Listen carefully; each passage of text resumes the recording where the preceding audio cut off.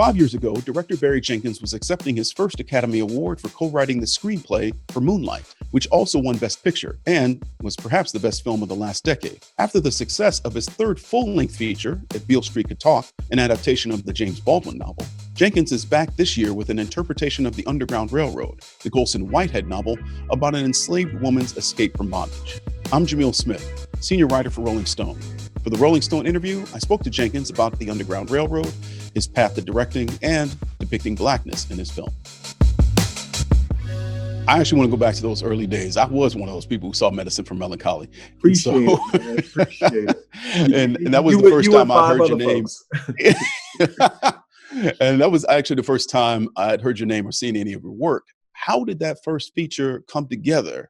And what kind of lessons did you learn doing it? What kind of lessons have endured from that experience? That I don't talk about that film as much, but I think that film kind of in a way was the direct inspiration lesson that led to Moonlight. I say that because I graduated film school, which I just stumbled into film school by happenstance. And in that program, you're told when you're going to make something. You're told how you're going to make something. You're on the schedule of making things.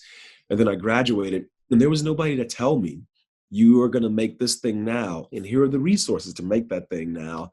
And I had to go through, I was a young person, but I took life very seriously.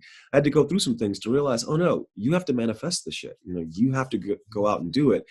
And I tried to do it by asking people who I thought had power to help me do it. And that didn't work.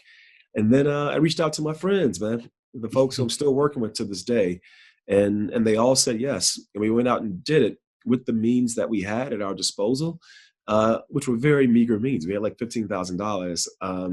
And yet our intentions were so pure, that the energy we put into it was so pure, that the thing that resulted, even as sort of like shabby and unprofessional as it is, it's singular because it has heart. And that was such a lesson that I had to relearn in the 8 years between that film and Moonlight. I had to go through the same damn cycle, and then once again lean on my friends to go, we got to do something. And that thing we did just happened to be Moonlight, which is crazy, man.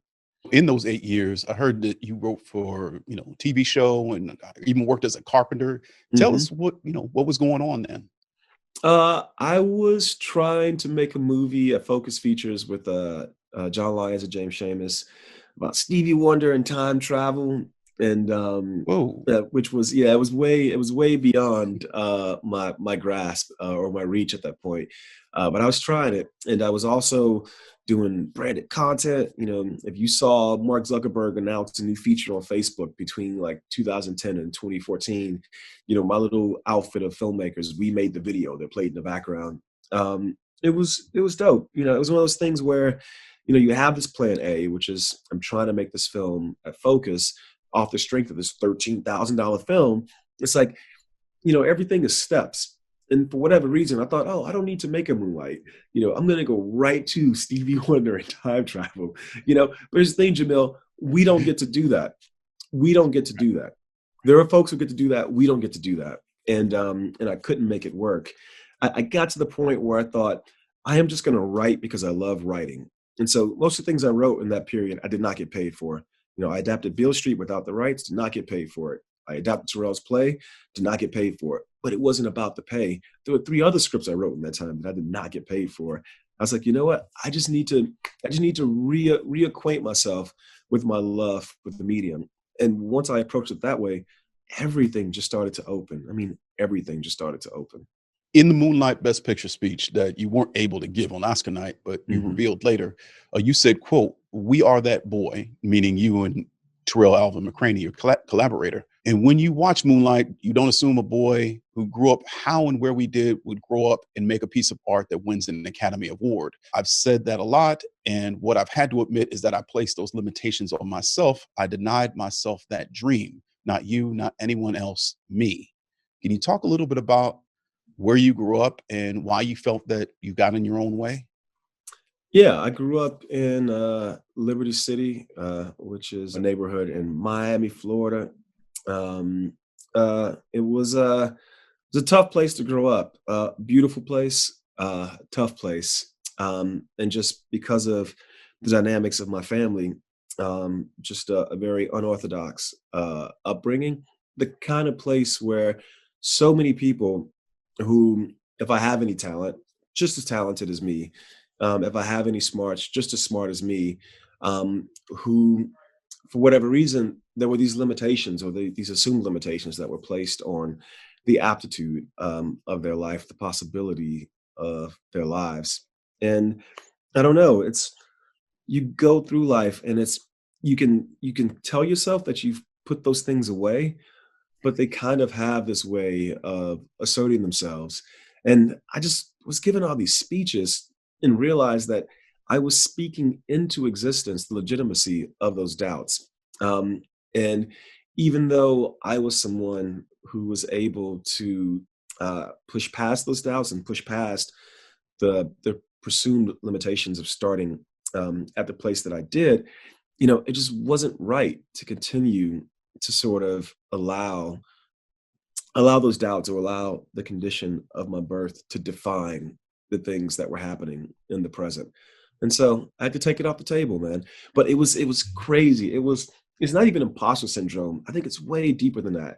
It took a lot of talking. I talked my ass off of promoting Moonlight, and I didn't realize it at the time. And if anybody's watching this, to anybody who interviewed me, you know, after that film or during the run of that film, thank you, because in a way it was like free therapy. I just got to keep talking my shit out. And the more I talked, the more I would hear myself sort of like reaffirming these limitations, reaffirming this prophecy that I had already pushed through in a certain way. And so, yeah, that's kind of what the speech was about, man. Do you feel like filmmaking is therapeutic for you in any way? It is, man. It is tremendously. One, I'm a very kind of like an introvert kind of person. It's weird because you see an interview with me. Oh, this guy talks a lot. I actually don't talk a lot. When I'm making a film, it's when I communicate with other people the most.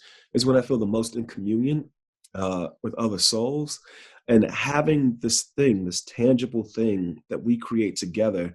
There's very few things in life that I find as fulfilling as that. And I'm not talking about the movie as a whole. I'm talking about the feeling of making it. In this show, near the end, when Cora's on the hilltop and she's doing the thing, I don't say what she's doing. What you see in the show is one unbroken shot, and that shot is not planned or rehearsed.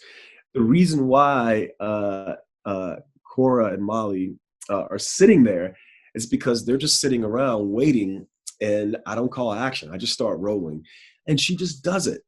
And you have all these people, myself, Tuso, James, the guy operating the arm on the crane, the focus puller, and then, oh, my Mother Nature, you got the sun and the wind. All these things are happening in concert. And there are very few moments in my life where, because when you're in love with someone, you and that person, you guys move in concert at times. But now I've got 8 people who are all in this dance, and we're all trying to find this thing. That thing to me is love in a certain way, because I think we just get so connected at times. And I think that for me, because what is life but the struggle for connection, for communion? And I think when I make these things, the end result, like the film or the episode, that's cool. I think that's more intellectual. But I think in an emotional sense, maybe even in a spiritual sense, somebody's going to watch this and laugh at me. But there are these moments where all these things are in motion and they just click. It's not that they click, they fit like a puzzle, but they're just sliding up against each other. And you just get these really beautiful moments that can't be arrived at any other way. And that to me is like, that's life, man. It's just the most beautiful thing. I can't even describe it. I think you did a pretty good job just right there. Thank When you, did bro. you first fall in love with storytelling and with filmmaking? With storytelling, I fell in love with that. I had a teacher when I was in elementary school, Mhm. in the third grade. I was a terrible student. I was like a D student for reasons that I now understand. But my grandma used to take us fishing on the weekends, and so I live in the projects.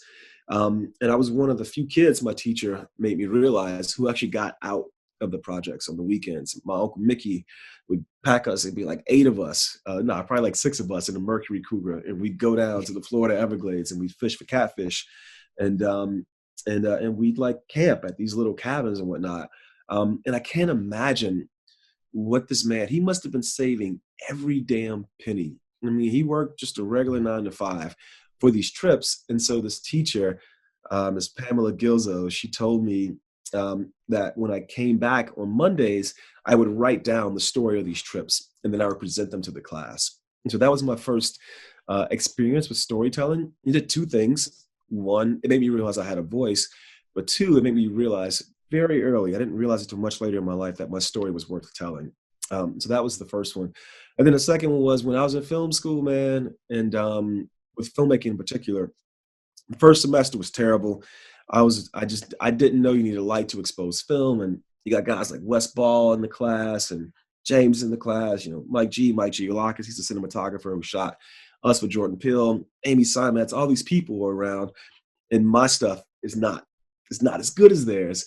And I had to ask myself, is it because, I'm poor and I'm Black and I grew up in the projects with a mom addicted to crack cocaine, or have I not attained the training these folks have? And so I took a year off from film school, went to the dean, said I need to take a year off. I need to teach myself how to do this. He granted me that wish. And then I came back and I made my first short, which was about this Arab American couple in the Deep South who, after 9/11, decided they'll wash American flags for free to show their patriotism. And so they aren't attacked by this anti-Muslim, anti-Arab sentiment that was rampant in the country. They would say being Arab is the new Black. I thought, I know what it's like to be Black.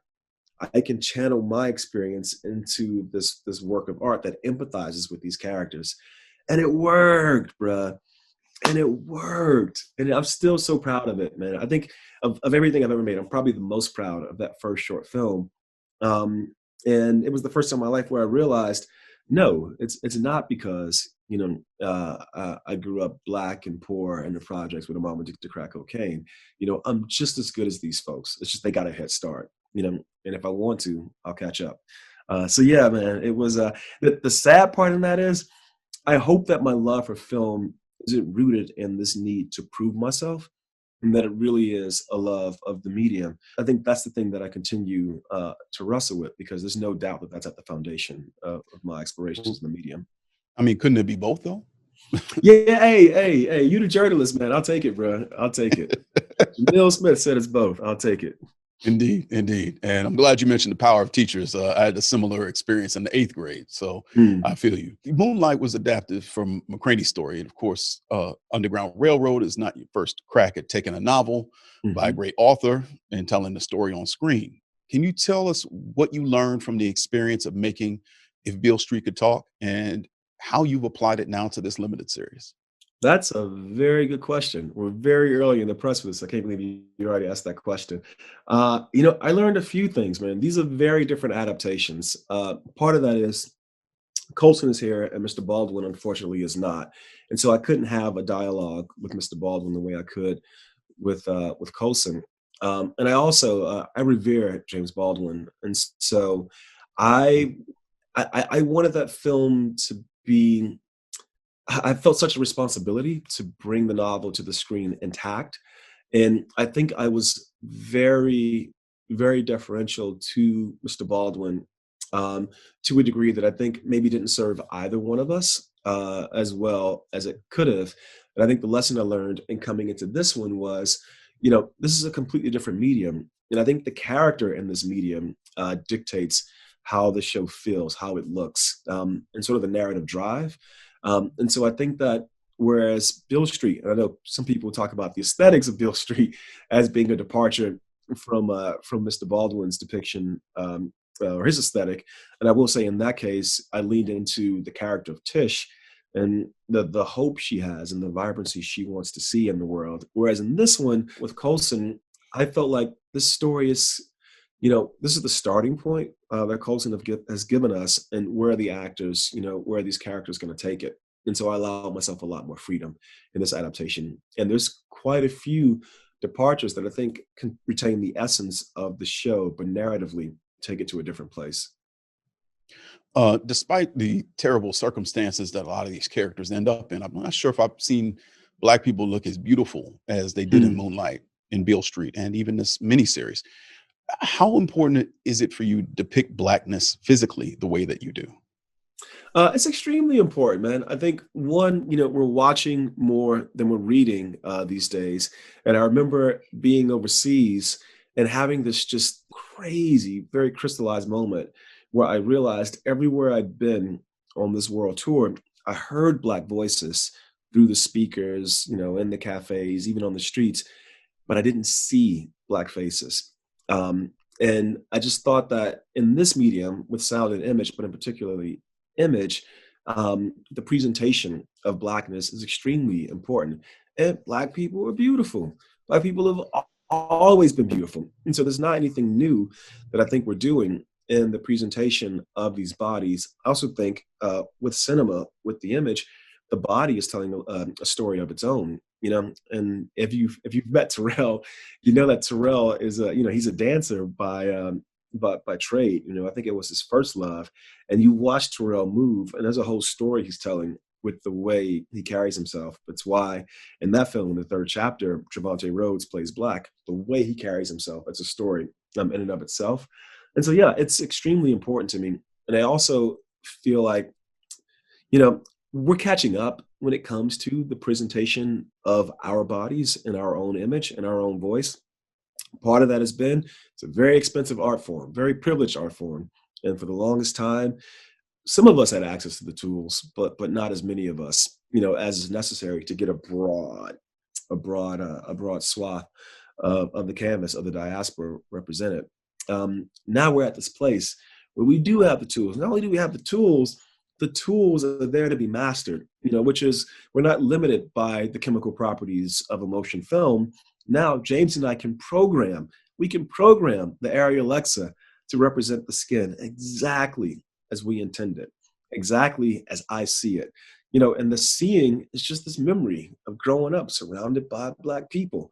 And I want people to walk into the theater and have the theater, excuse me, it's a television show. I want people to turn on the screen and I want them to have the same just evocative, the same ethereal, the same magisterial reaction to these folks' skin as I had growing up, it was a very hard place to grow up. But man, the light is fucking beautiful. And you have not seen Black skin. Maybe if you grew up in Jamaica or Trinidad, the light is even more piercing down there. But man, in Miami, Black people are beautiful. They are gorgeous. And I think it's important to me Mhm. as the author of these images to represent them as such. I want to take a moment here to talk about one of your stars, Regina King, Hmm. your Oscar-winning star in Beale Street, who now has directed her own Hmm. amazing film, One Night in Miami. How do you feel seeing her success, Mahershala Ali's success, and that of other storytellers with whom you've worked? I love it, man, and even more than that, I love that there's so many people for whom Moonlight was their first role, and like Jarrell Jerome has an Emmy now, and Right. Alex Hibbert, this kid, this 10-year-old kid who never acted before, is now a series regular on a Showtime series. I mean, stuff like that just moves me. It's dope. Regina and Mahershala, first and foremost, are just wonderful people. And in the case of Regina, Regina's a legend. I grew up watching 227, man. I had a crush on Regina. You know what I'm saying? I Boys mean, in the Hood, yeah, I feel you. exactly. Regina is a legend. The way she carries herself on set, she's just so full of love. I keep using this word love and empathy. And it's kind of cool because I could feel Regina watching me as we were making Bill Street. And I know she had already directed some television. And so I knew, oh yeah, she's not long for that chair. She's coming over to this chair. I know it makes me proud, man. As I go on and continue to make things, I'm always looking for people to show me who the character is. I have an open door policy. I don't care you've been in 50 films or 5 films, but what I really love is looking back and seeing the people who are in this piece or this piece or this piece with me and where they've gone. I think we have to continue to expand ourselves in this industry. There's got to be more and more and more of us because I am not the only person who can tell a story about a character Chiron. I told it my way. There's so many other people who have many different multi-layered stories to tell about a character like Chiron, and I can't wait to see him. You have this very distinct visual vocabulary, Barry, that has carried through your feature films and into this limited series, the extreme close-ups, the principal subjects looking directly into the camera, things like that. How would you describe your style as a filmmaker, and how did that develop over time? I learned through practice. The film school I went to, the illustrious Florida State University Film School, I say I had a hard time there, but part of that's because they just throw you in the water. It's almost like teaching a kid to swim. Mhm. And the way you do it, you just toss them in the shallow end, and see what they do. And so we got to roll a film on the very first day, a roll of a motion film, put it in a Volex camera, and we're told to go shoot. And then you come back and project what you've shot. And so I've always learned through doing. And I think and I say our, myself and James Laxton, our aesthetic has evolved just through doing. I think every time we go into a film, we approach it from the perspective of the main character or the main characters. And then we just explore and allow those people's consciousness to show us what the aesthetic wants to be. I think because of that, if the characters are different, the aesthetic is naturally going to evolve and reshape. And there are certain things that we've learned are a great tool for us, but I think we're learning how to use them in exactly the right moments. And I think it's almost like a chef who, instead of using a ton of salt, knows just at what point in the course that little bit of salt needs to be sprinkled into the pot. And so, yeah, I think it's been something like that.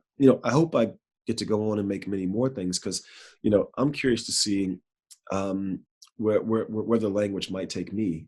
I sometimes feel like I'm a passenger on this aesthetic. And I think depending on, which film we're doing, whether it's Underground Railroad or The Damn Lion King, how is that going to then take the aesthetic and evolve it so it fits the character or fits the story? Right. You mentioned your collaboration with James Laxton a number of times. Tell us how that came together.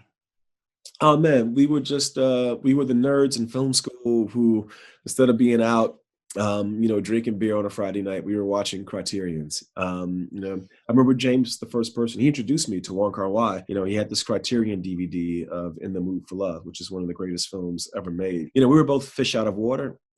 I was one of the few kids who was from the background I was from at that film school, and James was the only kid from California who was at that film school. And so we both were trying to find our way, and we kind of just found each other. And it's kind of cool. Again, we learned through doing. It's nice that, because at this point, yeah, I have an Oscar and the movie's been nominated for this and that, but James knows me when I didn't know you needed light to expose film. And so it creates this wonderful kind of very earned relationship where I can't get too out of pocket with James. I can't get the big head with James because I know he knows, and he can't get the big head with me, even though he's in the ASC now. You know what I'm saying? We came up at the same time, but I think what's beautiful about that is we kind of also know the journey we've charted, and we root for one another, man. It's really beautiful. It also helps too when you're doing a show over 116 days. You need a shorthand. There's no auteur theory when it comes to making 500 pages in 116 days. It takes a village.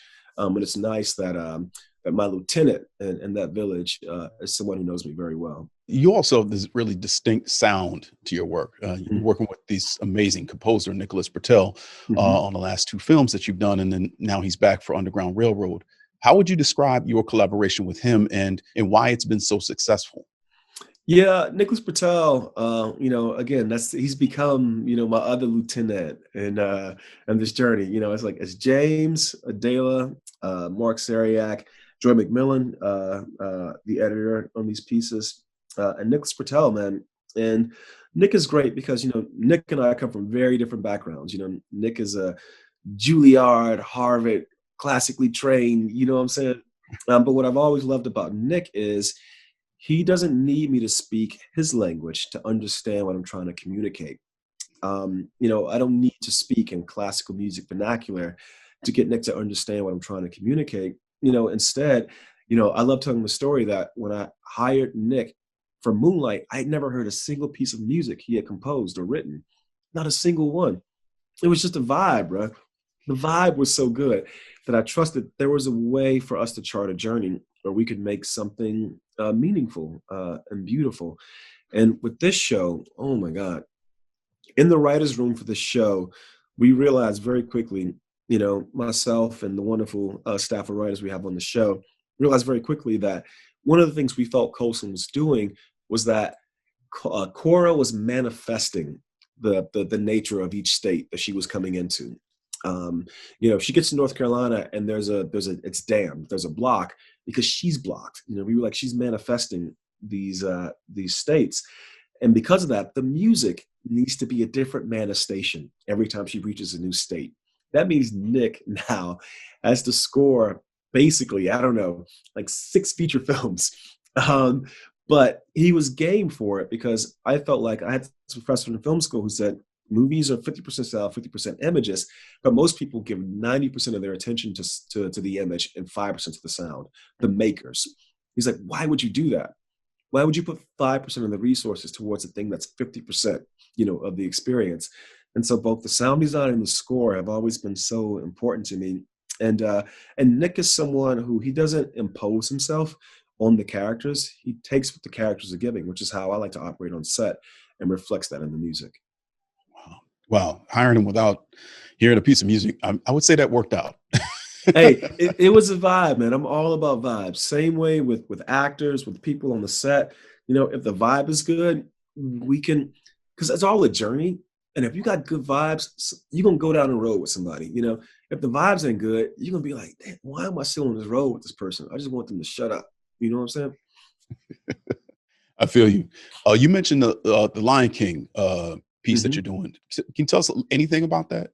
I can't tell you any story details. I can tell you it's a completely new way of working for me. Again, I'm always not that I'm trying to jump into fear, but I'm always trying to challenge myself. I think it helps bring about an evolution in the aesthetic and the craft.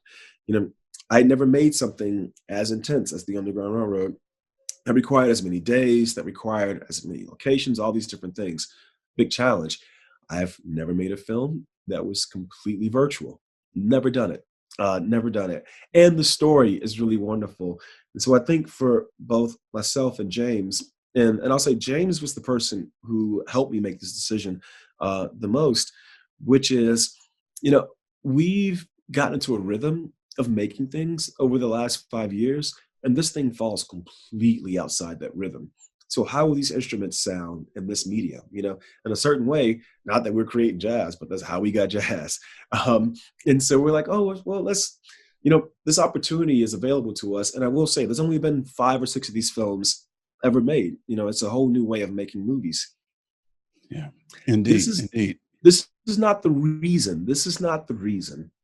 But after this film, no one can say, oh, a person who makes a movie like Moonlight can't make a movie in this virtual reality. Whether that be an indie filmmaker, whether that be a black filmmaker, whether that be a filmmaker who was born and raised in the projects to a mom addicted to crack cocaine. They can't say that once we're done with this. And because of that, I'm going to make the hell out of this movie. I'm going to make the hell out of it. And that way, when whoever walks into that next meeting, that next boardroom to meet with this executive, they can't say it because there's nothing special about me, bro. You know, I went to Holmes Elementary and I graduated from Miami Northwestern. There's nothing special about me, nothing. These barriers, these false ceilings that are placed, you're gonna keep smashing them down one by one, Jamil Smith, one by one, bro. It's good that you are breaking down those barriers because there's kids at that elementary school who haven't probably seen your work. That your Man, work isn't accessible to them, and now this will be. you know what? That's another thing too. Especially because of the age of the characters and of Bill Street Could Talk, and because when we were making Moonlight, I went back to my high school in Miami and I went to the library and I wondered, do they have any James Baldwin here? And the one book they had was If Bill Street Could Talk. And yet, I don't know that many teenagers saw that film. I know that not many kids saw that film. And so if there is something in that movie that is important or that is worth them seeing or hearing, they're not going to get it in that, but they might get it in this. Not the point. It can never be the point, but it's definitely a part of the choice in deciding to make the film. No, we're talking a day after the Oscar nominations were released. First, I want to ask you to put us in your shoes because I've never been nominated for an Oscar. A lot of folks Mhm. watching this have never been nominated, no won an Oscar. What is it like to get that call? What are you feeling? Because of the timing, I've always been overseas when it happens. And so with Beale Street, I was in London. Very different experiences. Very different experiences for obvious reasons. We got many more nominations for Moonlight than we did for Beale Street. But it is an honor to be nominated. But the thing for me, man, I didn't want to know because again, I sometimes teach and I tell students be in love with the process, not the result. Getting a nomination is very result oriented. It's not process oriented. So I try to not get worked up over it. But in this case, I told my publicist who was with me in Amsterdam, I was like, I don't want to know. I don't want to know. I'm going to take a nap. I'm going to sleep through it. I go, if we get a nomination, can you write a Post-it and slip it under my door? And so I wake up from this nap and I look down and I see all these pieces of paper, shit written on the hotel stationery. For each nomination, she wrote it, I slipped it through. And I looked down and Jamil, I'm not being corny, but I saw all these kids I went to film school with. All their names were on the floor, written on this hotel stationery, this fancy hotel in Amsterdam. And we all came up together at this film school nobody had heard of. And then we went back to my hometown to make a story about a character who is not famous, who's just like so many kids nobody ever hears of. And there our names were on this hotel stationery. I mean, just nothing. And that's a very specialized way of learning that you're nominated. But I learned through seeing legitimately someone have to write the names of my friends on this piece of paper individually. And it was one of the most moving things that's ever happened to me. I'm nominated Best Director. Great, cool. But holy shit, my friend is nominated for Best Editing, for Cinematography, for producing this film. Joy McMillan is the only Black woman to have ever been nominated for an editing Oscar, which is a shame. But she's done it. And now you can't tell any other Black girl who's coming up, who wants to be a film editor, that the ceiling is here.